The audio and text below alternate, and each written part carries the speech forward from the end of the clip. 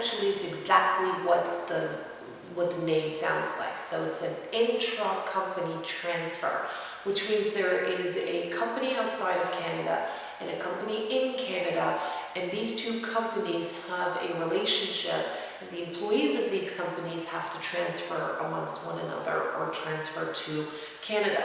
So an example would be a company in the United States. There is a qualifying relationship with the company in Canada, and this employee from the US has to temporarily transfer to the Canadian entity to do whatever work that they need to be doing. This really is a basic definition, if you will, for an intra-company transferee work permit.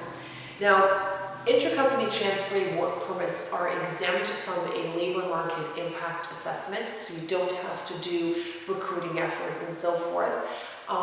You can go straight to the port of entry, if you will, so let's say if the candidate's from the United States, and obtain the intra-company transferee at the border same-day processing. There is obviously more requirements than just a qualifying relationship. So not only does the organization, the foreign company and the Canadian company have to have a qualifying relationship, the employee that needs to be transferred to Canada has to have a minimum of 1 year of work experience in the occupation in the foreign company, the company that's outside of Canada, and also the employee has to have experience as either a managerial, executive, or specialized knowledge. And the managerial and executive, usually people have a clear understanding of this, but it's the specialized knowledge that employers usually get confused with what qualifies as specialized knowledge. So there's videos done on each of them, what is the definition of these three and who qualifies under the specialized knowledge.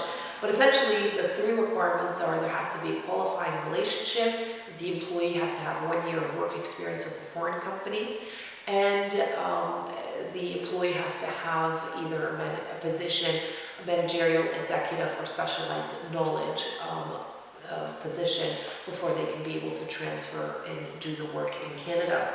So those are the basics of the intra-company transferee work permit.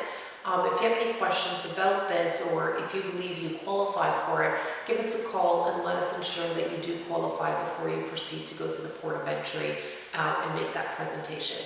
I hope this video helped, and until next time.